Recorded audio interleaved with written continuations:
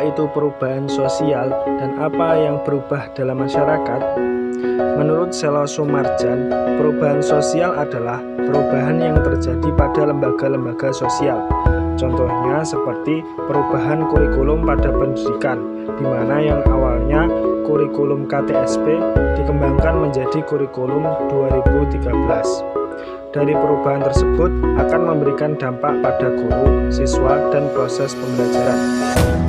Menurut Kingsley Davis, perubahan sosial terjadi pada struktur dan fungsi sosial. Apa itu struktur dan fungsi sosial? Struktur sosial adalah susunan sosial dalam masyarakat, dan fungsi sosial adalah mengenai status dan peran dalam masyarakat. Contohnya adalah seperti kedudukan laki-laki dan perempuan sama di mata masyarakat. Perempuan bisa mendapat kesempatan yang sama dalam pekerjaan atau karir dengan laki-laki. Jadi zaman sekarang tidak ada diskriminasi gender. Menurut McLeaver, perubahan sosial adalah perubahan yang terjadi pada hubungan sosial dan keseimbangan sosial. Hubungan sosial dapat diartikan sebagai interaksi sosial, dan keseimbangan sosial adalah konflik sosial yang terjadi akibat keseimbangan yang terganggu. Contohnya seperti konflik yang pernah terjadi antara ojek pangkalan dan ojek online. Menurut William F. Ogburn, perubahan sosial ditekankan pada perubahan kebudayaan material yang terdampak pada kebudayaan immaterial. Perubahan kebudayaan material adalah perubahan yang berwujud, dan perubahan immaterial adalah perubahan yang tidak terwujud. Contohnya adanya teknologi. Dengan adanya perubahan teknologi, membuat pola pikir masyarakat semakin maju, berkembang, dan mereka akan membuat inovasi-inovasi baru. Dari sisi negatifnya yaitu manusia ingin segala hal yang sangat instan dan praktis. Jadi kesimpulan pengertian perubahan sosial dari 4 tokoh tersebut adalah perubahan sosial merupakan perubahan yang terjadi pada lembaga sosial, struktur sosial, hubungan dan keseimbangan sosial, dan pada kebudayaan. Proses perubahan sosial dapat terbentuk melalui difusi, akulturasi, asimilasi, dan akomodasi. Sekarang saya akan menjelaskan mengenai difusi. Difusi merupakan proses penyebaran berbagai unsur pembentuk kebudayaan, baik berupa ide, keyakinan, dan lain sebagainya. Hal ini disebarkan dari individu ke individu yang lain, atau bahkan lebih luas daripada itu. Difusi dibedakan menjadi 2 macam, yakni difusi intramasyarakat dan difusi antramasyarakat. Difusi intramasyarakat merupakan difusi unsur kebudayaan antar individu atau golongan dalam masyarakat. Dipengaruhi oleh beberapa faktor seperti adanya pengakuan bahwa unsur budaya baru tersebut memiliki banyak kegunaan. Kemudian, difusi antar masyarakat ialah kebudayaan masyarakat ke masyarakat yang lain. Difusi antar masyarakat terjadi karena adanya kontak sosial antar masyarakat hingga timbul pengakuan akan kegunaan unsur kebudayaan baru tersebut. Masuknya unsur-unsur baru ke dalam suatu masyarakat dapat terjadi melalui 1. Pementasan damai (penetration pacific), yaitu masuknya unsur baru ke dalam masyarakat tanpa paksaan dan kekerasan. Misalnya, masuknya kebudayaan Islam ke masyarakat Indonesia. Yang kedua, perembasan dengan kekerasan (penetration violent), yaitu masuknya unsur baru ke dalam masyarakat yang diwarnai dengan paksaan dan kekerasan sehingga terkadang merusak kebudayaan setempat.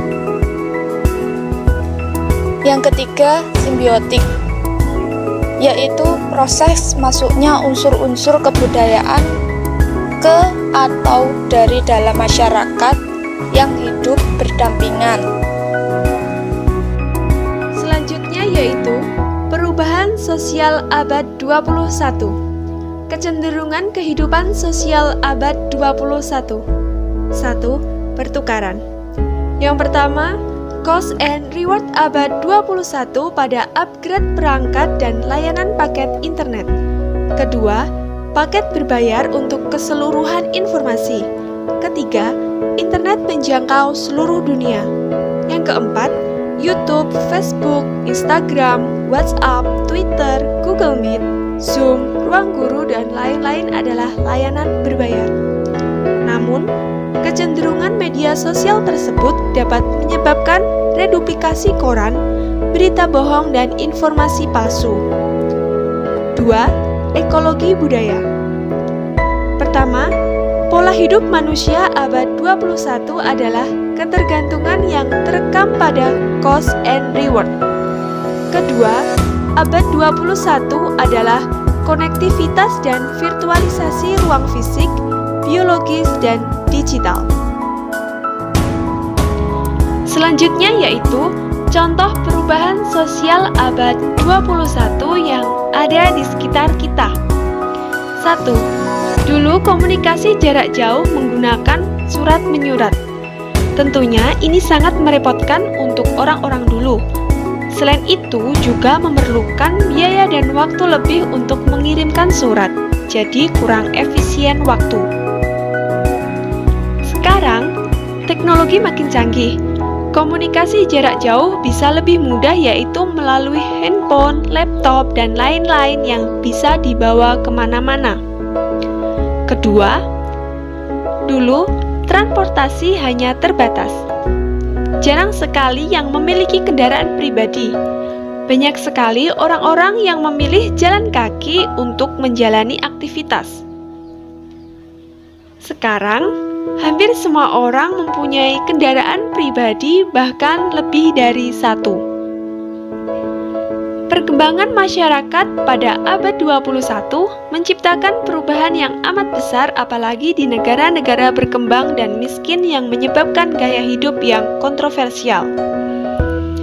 Misalnya saja negara Indonesia bandingkan dengan Jepang.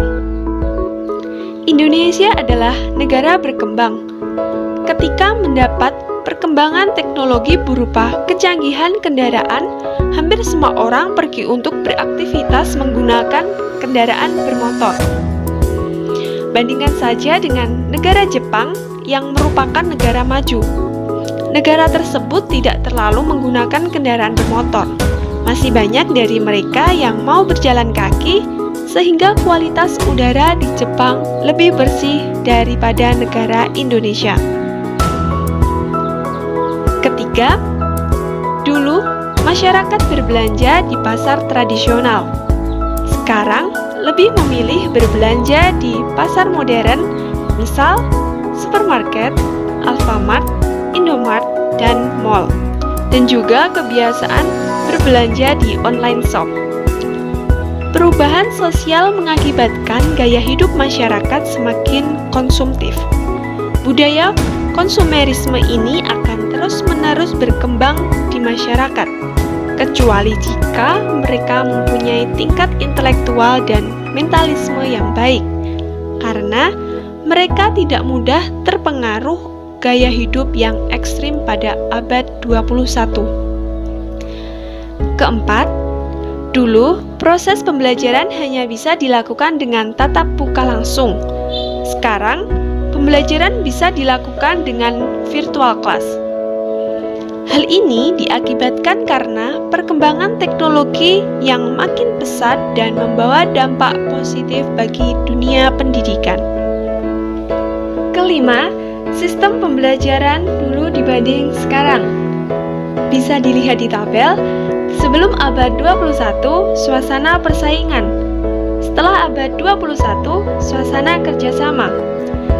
Seperti pada mata kuliah pengembangan media pembelajaran matematika, Mahasiswa dituntut untuk bekerja sama membuat media pembelajaran yang menarik untuk pelajaran matematika. Tujuannya agar muncul inovasi baru dan kreativitas lebih dari hasil kerjasama. Selanjutnya, sebelum abad 21, kontrol guru. Dan setelah abad 21, yaitu pengendalian diri siswa. Pada abad 21, guru lebih menekankan pada pengendalian diri siswa. Jadi, siswa diberikan tanggung jawab untuk mengontrol dirinya sendiri dan kelas. Selanjutnya, sebelum abad 21, kepemimpinan guru. Setelah abad 21, kepemimpinan bersama. Abad 21, kepemimpinan dimiliki bersama. Jadi, guru tidak menguasai sepenuhnya kelas, namun dilakukan bersama-sama. Siswa diajak terlibat aktif dalam pengambilan keputusan. Selanjutnya, sebelum abad 21, guru sebagai instruksi tunggal. Setelah abad 21, guru sebagai pelatih dan fasilitator. Pada abad 21, guru sebagai pelatih dan fasilitator. Jadi, anak sudah mulai bisa mandiri untuk belajar. Guru hanya memantau dan menjadi fasilitator jika ada materi yang kurang dipahami oleh siswa. Selanjutnya, sebelum abad 21, kesesuaian. Dan setelah abad 21 adalah inovasi. Dulu, pembelajaran harus sesuai dengan aturan yang ada di buku. Sedangkan pada abad 21, inovasi lebih ditonjolkan. Jadi, siswa dan guru membuat sesuatu yang berbeda yang dapat menarik perhatian agar pembelajaran lebih menarik dan tidak monoton. Terutama pada pembelajaran matematika, penggunaan inovasi media yang menarik seperti lubang tarif, luas bangun datar kreatif.